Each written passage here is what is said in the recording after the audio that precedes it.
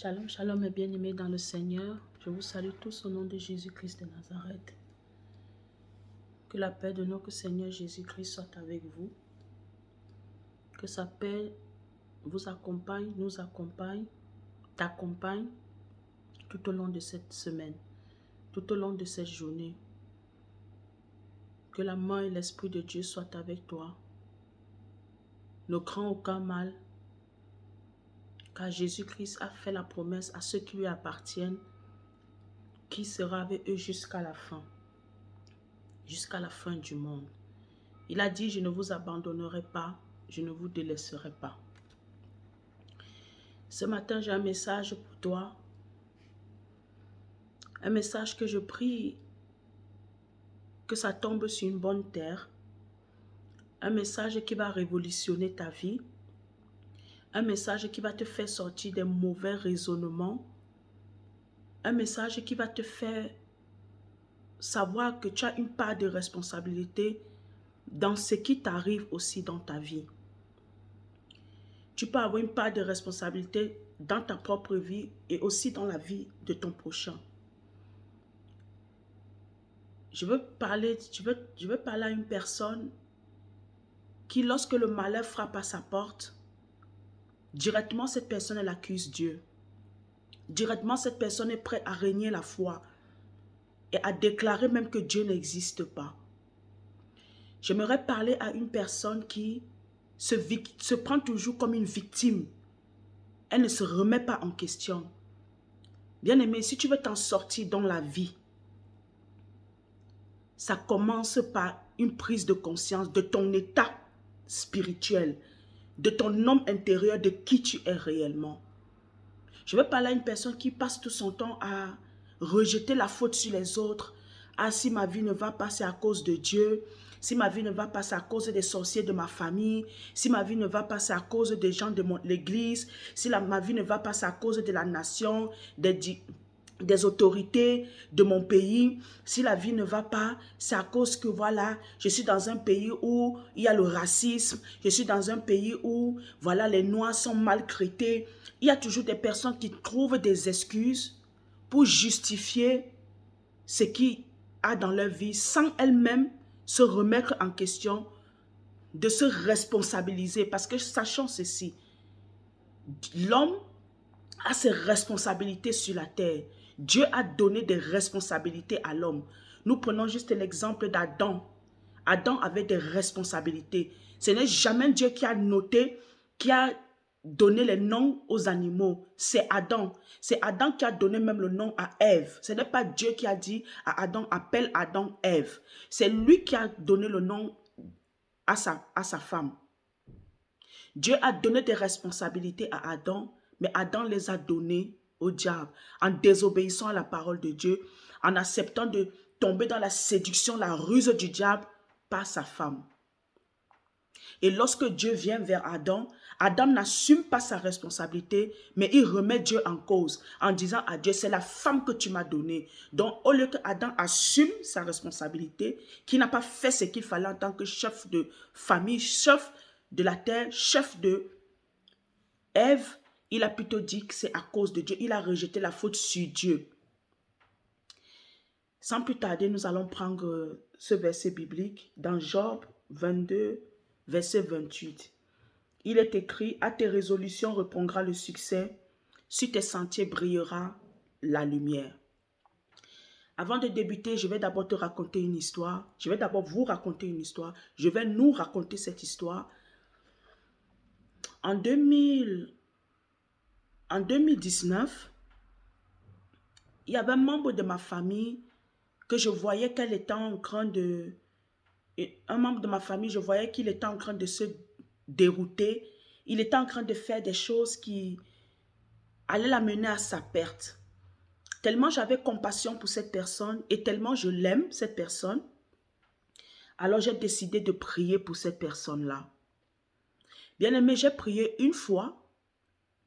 Le Saint-Esprit m'a donné ce verset biblique, Job 22, 28. À tes résolutions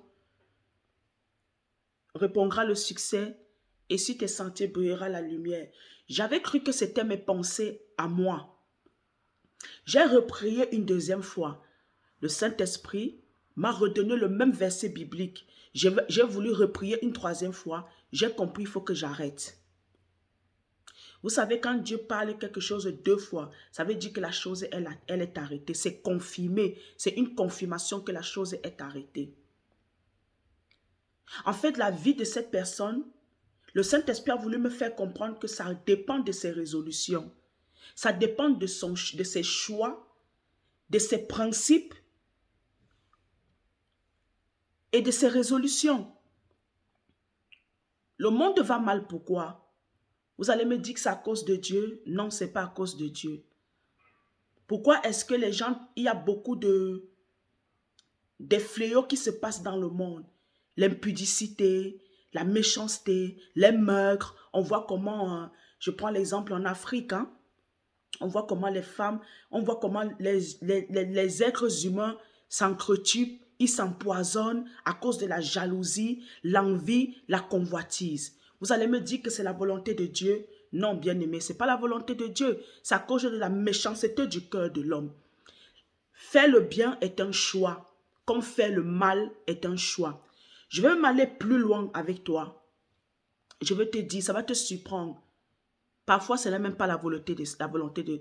Parfois, ce n'est même pas Satan qui est la cause de ça. Sachez ceci, il y a trois personnes majeures. Quand quelque chose nous arrive dans nos vies, il y a d'abord nous-mêmes. Il y a d'abord Dieu. Il y a d'abord le diable. Je t'explique. Si tu as une situation qui t'arrive dans ta vie, ne commence pas à accuser le diable. Ne commence pas à accuser Dieu parce que c'est ce que les chrétiens, ils ont. Ils commencent à accuser les autres, mais ils s'oublient eux-mêmes. Vous savez, je suis passée par des temps très difficiles, très difficiles. Je ne me remettais pas en question. J'étais tout le temps en train d'accuser les gens. J'étais tout le temps en train d'accuser c'est telle personne, c'est telle personne. Mais un jour, j'ai écouté un message du pasteur Marcelo Tounassi, où pasteur Marcelo Tounassi était en train de dire, va dans le lieu secret, pose la question à Dieu, est-ce que ta vie lui plaît? Est-ce que ce que tu fais, ça lui plaît? Je suis allée, je sentais qu'il fallait que je fasse cette prière. J'ai posé à Dieu la question une, deux fois, trois fois. Dieu m'a répondu que non, ta vie ne me plaît pas. Bien-aimé, je ne vous parle pas des illusions, des inventions. Je vous dis clairement ce que j'ai vécu. Dieu m'a clairement répondu, non, ta vie ne me plaît pas. J'ai cru que le fait que tu donnes la dîme, tu donnes les offrandes, tu donnes les dons, tu sers à l'église, c'est ça qui fait en sorte que tu plais à Dieu. Non, ça contribue à l'ensemble de prouver ton amour pour Dieu. Mais ce n'est pas ça.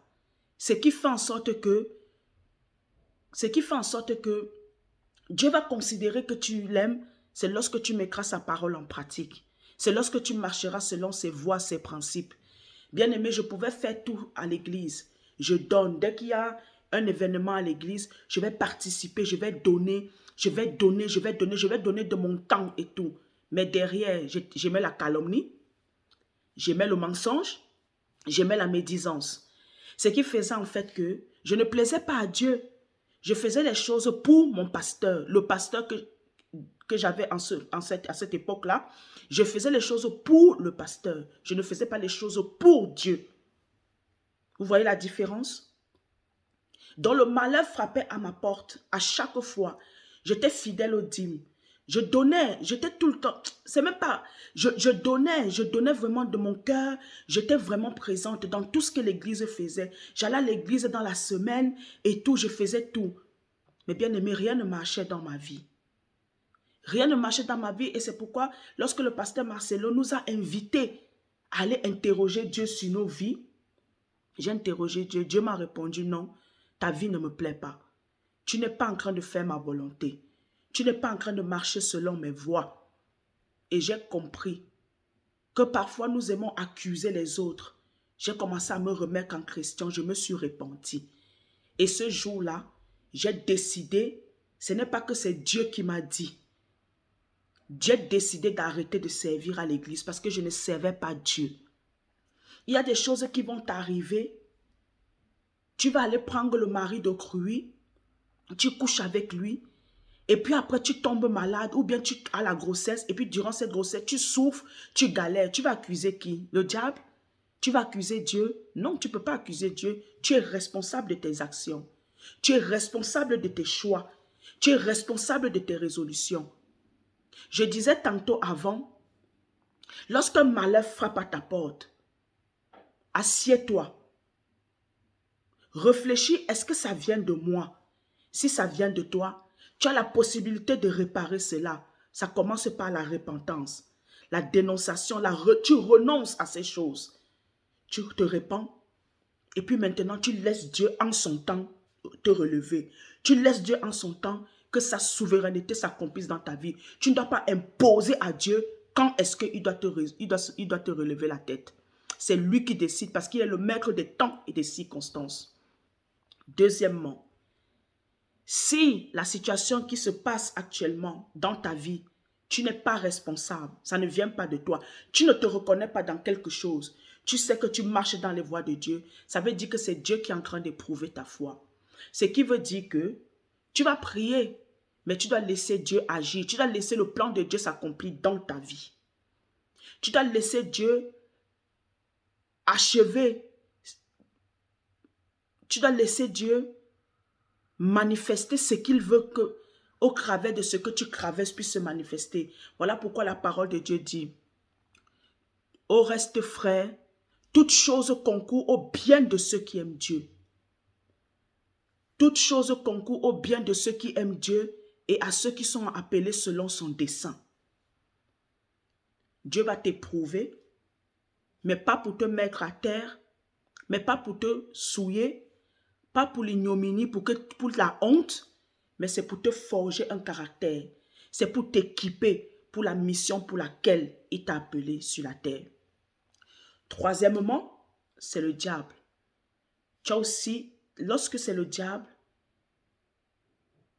réfléchis aussi. Est-ce que je n'ai pas donné un accès au diable de venir faire du n'importe quoi dans ma vie? Si ce n'est pas, tu n'as donné aucun accès, mais le diable est venu, tu dois le résister. Tu dois aller auprès du Père. Dis au Père que papa, je suis innocente, que Dieu doit te justifier. Et là, ça va passer par un processus où tu vas devoir prier, tu vas devoir te lever sérieusement dans la prière et imposer, interdire au diable, prendre autorité sur le diable, sur les actions du diable dans ta vie. J'ai dit, il y a 3 choses. Lorsque le malheur t'arrive, regarde si ça ne vient pas de toi. S'il y a une épreuve que tu vas traverser, regarde si ça ne vient pas de Dieu. S'il y a une tentation qui va survenir dans ta vie, regarde si tu n'as pas ouvert la porte au diable. Et si c'est que tu n'as pas ouvert la porte au diable, ça veut dire que ça vient du diable. C'est une tentation qui t'est imposée. Et donc du coup, tu dois te lever pour ne pas permettre que cette tentation-là puisse t'amener plus bas que terre. J'ai un deuxième verset biblique que je vais te donner ce matin.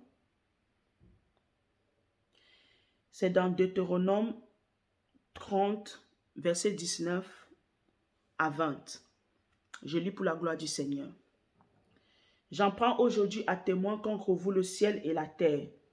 J'ai mis devant toi la vie et la mort, la bénédiction et la malédiction. Choisis la fin afin que tu vives toi et ta postérité. Pour aimer l'Éternel ton Dieu, pour obéir à sa voix et pour t'attacher à lui, car de cela dépend ta vie et la prolongation de tes jours. Tu vas continuer à lire jusqu'à la fin. Tu vois là ici, quand le Seigneur est en train de parler, ça requiert de la responsabilité de l'homme. Nous avons un libre arbitre avec Dieu, mais sachant que ce libre arbitre a des conséquences, a aussi des avantages. Ça veut dire quoi? Par rapport au choix que tu feras, si tu choisis la mort, c'est tout ce qui est mort qui vont t'environner. Ça veut dire la jalousie, l'aigreur, la convoitise, les meurtres, tout ce qui est fruit de la chair. C'est ça qui sera ton partage. Mais si tu fais le choix de choisir la vie, ça veut dire la vie c'est quoi? Le fruit de l'esprit.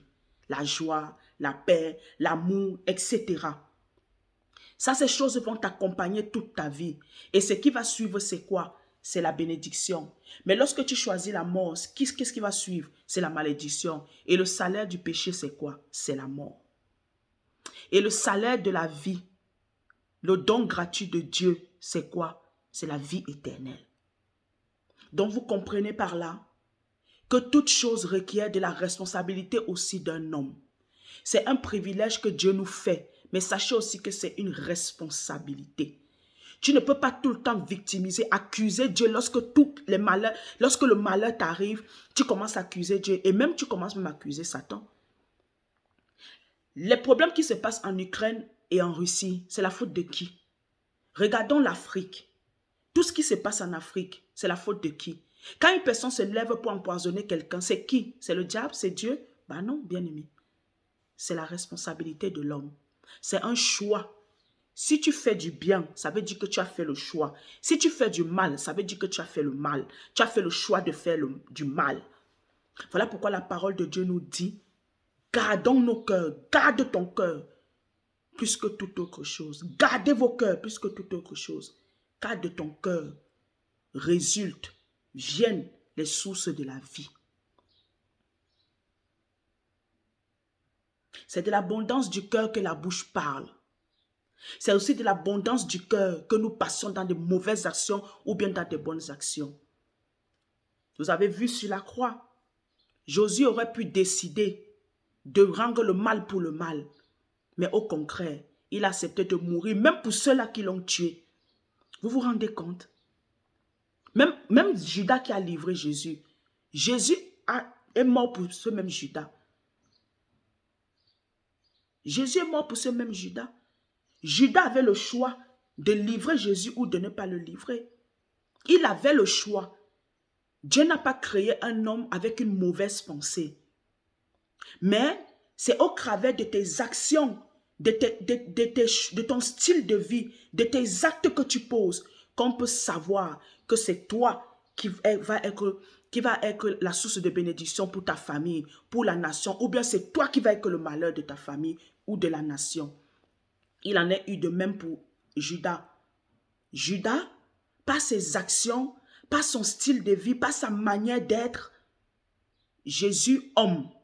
Je parle bien Jésus homme, je ne parle pas de Jésus Dieu. Je parle de Jésus homme qui est né d'une femme qui s'appelle Marie. Jésus homme, ce n'est pas les actions d'Adam, ce n'est pas les actions de Judas que Jésus a su que c'est Judas qui allait le livrer. Mais Jésus Dieu,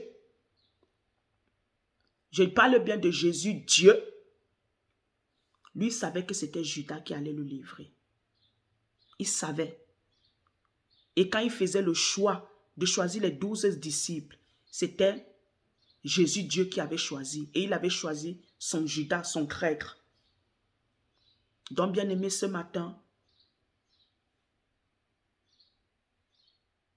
je veux t'aider à te remettre en question, à assumer tes choix et afin que tu saches que tu as une part de responsabilité, que ce soit dans ta vie ou dans la vie de ton prochain. Quand je parle de ton prochain, ça veut dire peut-être si tu es marié, ton mari, tes enfants, ta femme, tes enfants, tes frères et sœurs, tes parents, ton cousin et tes cousines. Tu as une part de responsabilité. Nous aimons toujours nous victimiser, surtout nous les chrétiens. Surtout les chrétiens religieux. Nous aimons beaucoup nous victimiser, accuser les autres, remettre toute la faute du diable. Quand quelque chose ne va pas dans ta vie, ah c'est le diable, ah c'est Dieu qui a permis, ah c'est le diable et tout et tout. Non, Dieu nous a donné le pouvoir de marcher sur les scorpions, de marcher sur les vipères. Dieu nous a donné l'autorité sur toutes choses. Parce qu'il a dit dans sa parole, tel il est, tel nous sommes. Donc tu ne peux pas tout le temps être un éternel ou une éternelle victime. Tu dois commencer à te remettre en question. Parce qu'avec cette allure, ta vie n'avancera pas.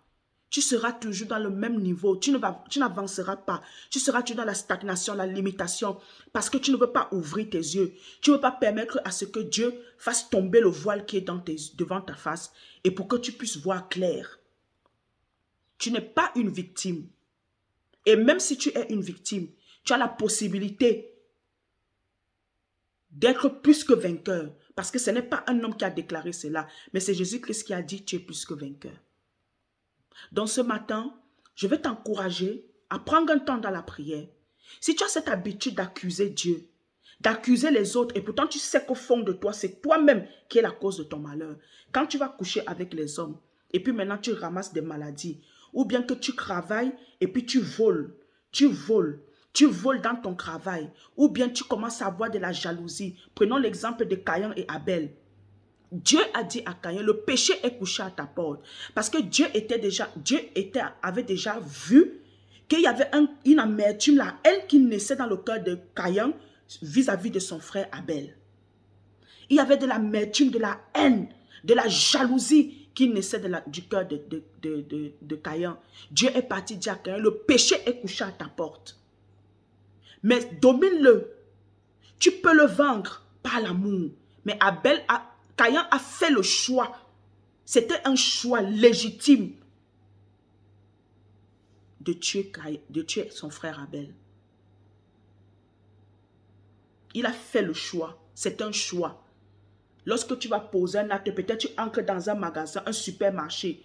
Tu fais le choix de voler un article. Tu ne payes pas.